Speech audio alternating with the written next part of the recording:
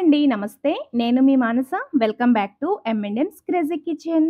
ఈరోజు మన కిచెన్‌లో గోధుమ రవ్వతో చేసుకునే fibre and protein rich healthy payasam recipe కుక్కర్‌లో ఈజీగా పక్కా కొలతలతో ఎలా చేసుకోవాలో షేర్ చేయబోతున్నాను.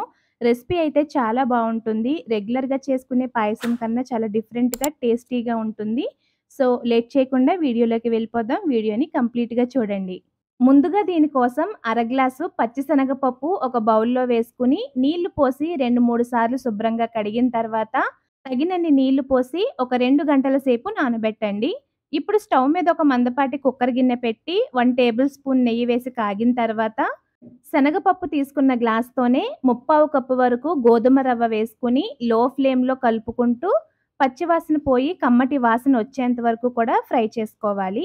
ఇప్పుడు నానబెట్టిన శనగపప్పులోని వాటర్ అన్నీ వంపేసుకొని, ఆ శనగపప్పు వేసి ఒక 2 నిమిషాలు ఫ్రై చేసుకున్నాక, శనగపప్పు తీసుకున్న గ్లాస్‌తోనే 4 గ్లాసుల వరకు వాటర్ యాడ్ చేసుకొని కలిపిన తర్వాత, ఇది ఉడికేటప్పుడు వాటర్ పైకి రాకుండా 1 టీ స్పూన్ నెయ్యి వేసుకొని మరొకసారి కలిపేసి, ఈసారి కుక్కర్ లిడ్ క్లోజ్ చేసుకొని లో ఫ్లేమ్‌లో ఒక 2 విజిల్స్ వచ్చేంత వరకు ఉడికించుకోండి.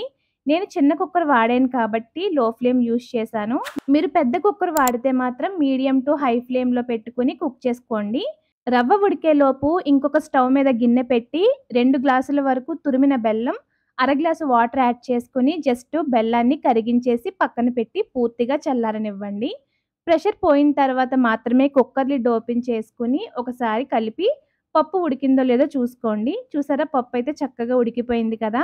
ఇప్పుడు మళ్ళీ స్టవ్ ఆన్ చేసి మంటని లో ఫ్లేమ్‌లో పెట్టి కాచి చల్లార్చిన పాలని 2 గ్లాసుల వరకు యాడ్ చేసుకొని, పాలు, రవ్వ బాగా కలిసేదాకా కలిపి మంటని లో ఫ్లేమ్‌లో ఉంచి మధ్య మధ్యలో కలుపుకుంటూ ఈ పాలల్లో రవ్వని కనీసం 8-10 నిమిషాల పాటు ఉడికించుకోవాలి.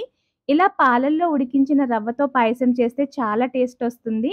10 నిమిషాల పాటు రవ్వ బాగా ఉడికిన తర్వాత ఇందులో నేతిలో వేపి పెట్టుకున్న జీడిపప్పు, కిస్మిస్ అలాగే అర టీ స్పూన్ వరకు యాలకుల పొడి వేసుకొని వీటన్నింటిని బాగా కలిపేసి ఈసారి స్టవ్ ఆఫ్ చేసుకొని మనం ముందుగా కరిగించి పెట్టుకున్న బెల్లం వాటర్‌ని ఫిల్టర్ చేసి వేసుకొని వెంటనే కలిపేసేయండి. ఇలా చేయటం వల్ల బెల్లం వేసిన పాలు విరగవు, చక్కగా వస్తుంది పాయసం అయితే టేస్ట్ సూపర్ ఉంటుంది. మీరు కూడా ఈ హెల్తీ పాయసం రెసిపీ తప్పకుండా ట్రై చేసి మీకు ఈ రెసిపీ ఎలా వచ్చిందో మాకు కామెంట్స్‌లో షేర్ చేయండి.